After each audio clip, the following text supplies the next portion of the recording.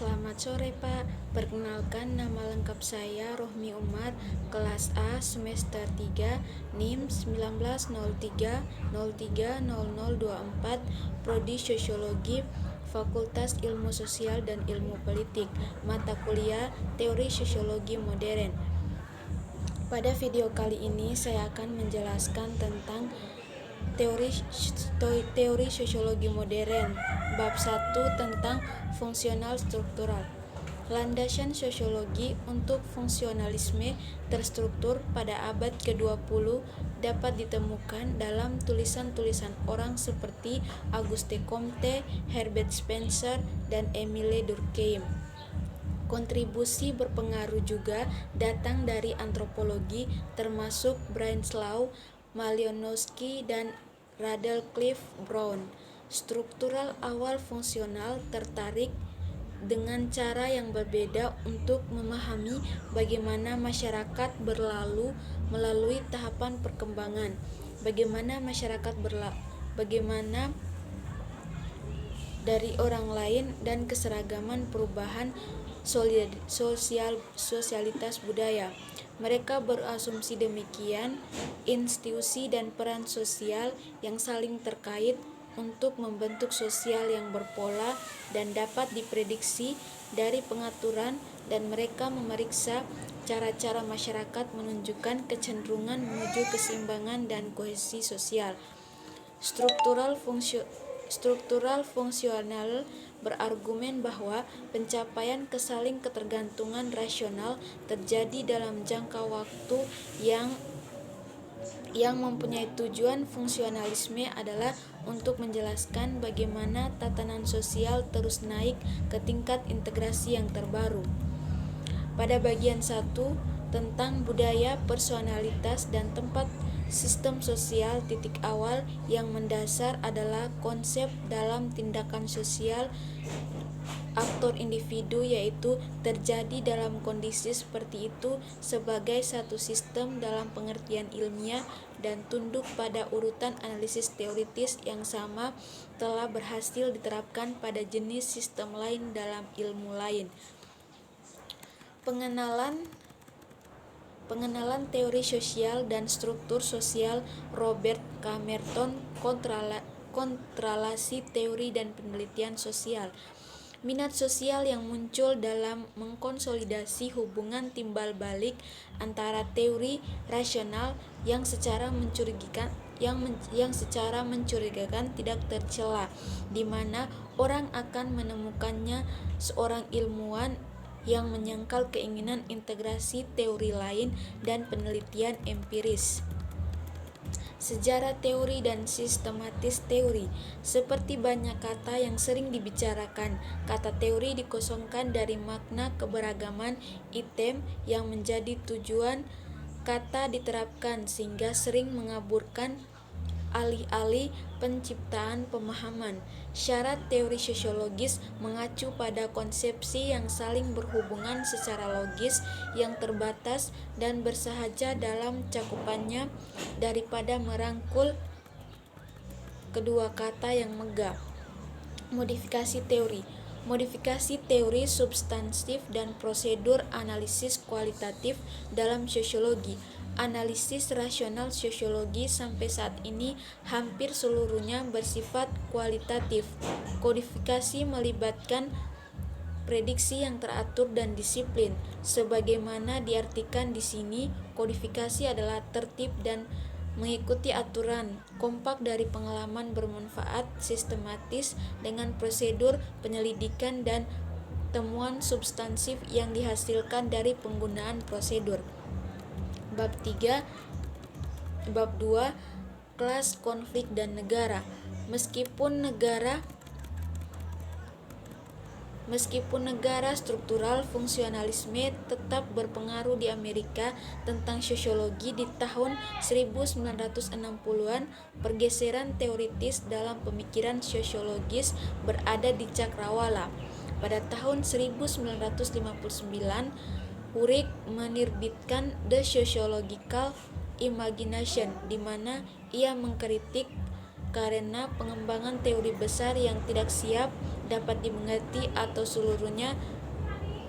Faktanya dikabarkan bahwa setelah Parson mengumumkan bahwa salah satu bukunya telah diterjemahkan ke dalam bahasa, inti dari kritik Miles adalah Parson menawarkan sosiologi Amerika, suatu bentuk empiris abstrak yang gagal mengapresiasi kondisi publik, masalah dan masalah pribadi dalam konteks hubungan kekuasaan, konflik, dan ketidaksetaraan sosial. Miles berusaha untuk memperkuat wacana sosiologi dengan bentuk radikalisme yang kritis terhadap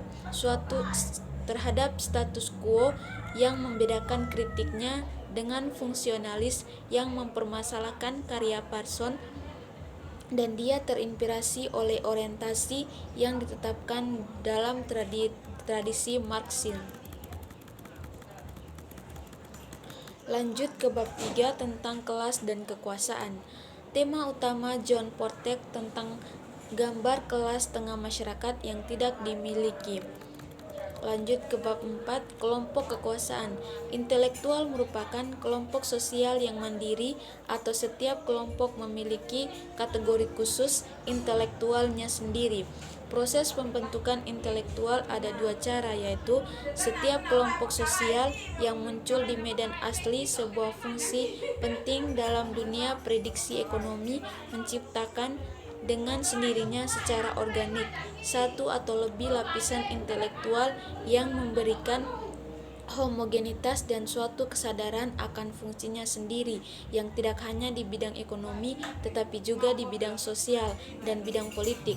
Yang kedua, dapat diamati bahwa intelektual organik yang mempunyai setiap kelas baru dapat menciptakan berdampingan dengan dirinya sendiri dan mengolaborasi dalam proses perkembangannya adalah sebagian besar spesialisasi dari sebagian aspek aktivitas primitif yang baru tentang tipe sosial yang telah dibawa yang menjadi terkenal. Bab 5, bangkit dan hancurnya sistem kapitalis dunia.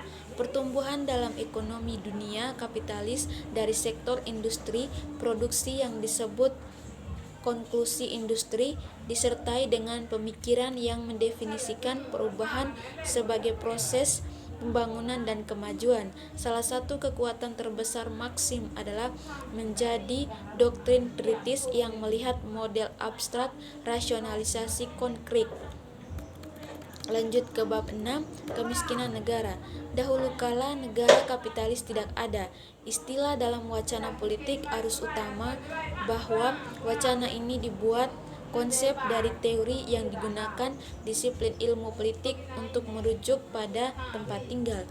Pada awal tahun 1960-an, istilah kapitalisme pernah ada, bahkan dianggap sebagai argumen yang masuk akal di era Baron. Sebenarnya pernah ada penguasa kapitalis di Amerika Utara. Istilah negara itu sendiri dianggap radikal vulgar yang sangat misterius, seperti diterapkan pada institusi pemerintah dalam hubungannya sebagian masyarakat dan jarang dipekerjakan kecuali untuk merujuk pada negara bangsa dalam suatu politik internasional. Asal-muasal intelektual interaksi simbolik ditemukan dalam tradisi pragmatis filosofis. Meskipun para argumatis berbeda dalam beberapa hal, tulisan berbagai minat dalam hubungan individu dan masyarakat. Implikasi interpretatif di karya George Herbert Mead telah direalisasikan dalam 4 jenis atau perspektif tentang interaksi simbolik. Perspektif pertama adalah yang dikembangkan dalam tulisan Herbert Blumer. Mead dan Blumer lah yang menemukan fitur penting atau premis dasar dari file studi tentang interaksi simbolik. Bab 7, masyarakat sebagai integrasi simbolik.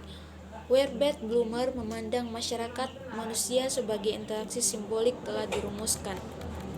Bab 8, pengantar penyajian diri dalam kehidupan sehari-hari. interaksionisme simbolik, dan etnometodologi, pengembangan perspektif teoritis yang sesuai untuk analisis bersama masalah sosial, psikologis, dan sosiologis. Metodologi yang memungkinkan analisis semacam itu juga tetap merupakan masalah. Terima kasih, Pak.